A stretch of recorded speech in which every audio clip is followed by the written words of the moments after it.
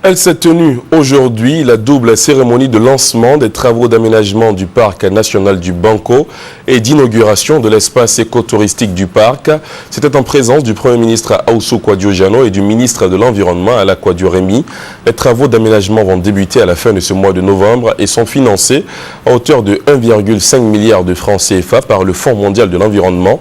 L'espace écotouristique, quant à lui, a été construit par l'ambassade du Japon en Côte d'Ivoire. Plus de détails avec Evelyne Débat.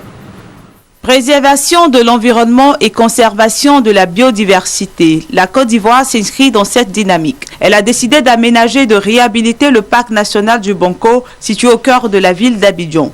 Avec une superficie de 3474 hectares, le poumon vert de la capitale économique qu'est le parc national du Banco contribue à hauteur de 40% à l'alimentation en eau potable de la ville d'Abidjan. C'est donc tout heureux que le Premier ministre Jeannot Ahoussou a procédé au lancement des travaux d'aménagement du parc.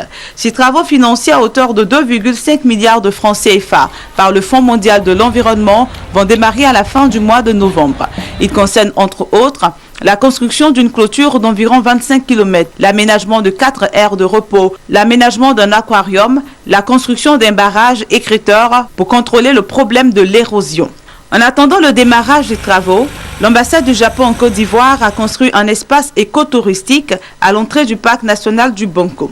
Cet espace comprend une boutique, un restaurant, une billetterie afin d'offrir un agréable séjour aux visiteurs.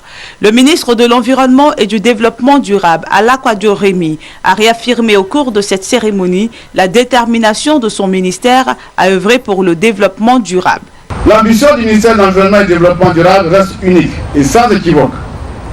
Elle consiste à faire jouer au secteur des parcs nationaux et des réserves naturelles leur rôle environnemental, mais également à faire de ces aires protégées des pôles de développement combinant plusieurs activités économiques dont la principale sera le tourisme vert.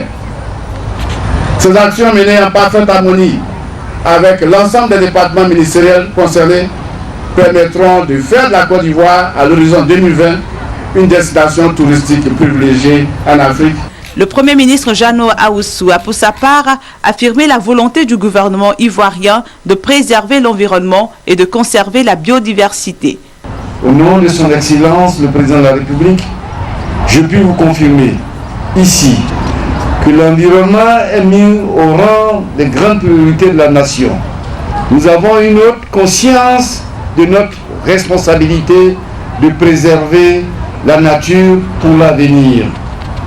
La volonté de la Côte d'Ivoire d'être un pays émergent à l'horizon 2020 ne signifie pas seulement la prospérité économique et sociale, elle signifie aussi la salubrité dans nos villes, une meilleure qualité de l'air et de l'environnement, la restauration des écosystèmes naturels dégradés, lagunes, fleuves, parcs de réserve, forêts classées, mais bien plus, l'atteinte de cet objectif majeur en matière de développement devrait passer par la prise en compte des énergies renouvelables.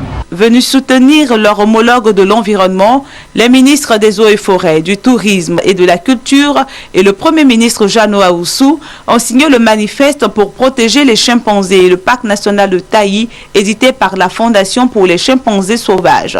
Ils s'engagent ainsi à agir pour la biodiversité en Côte d'Ivoire.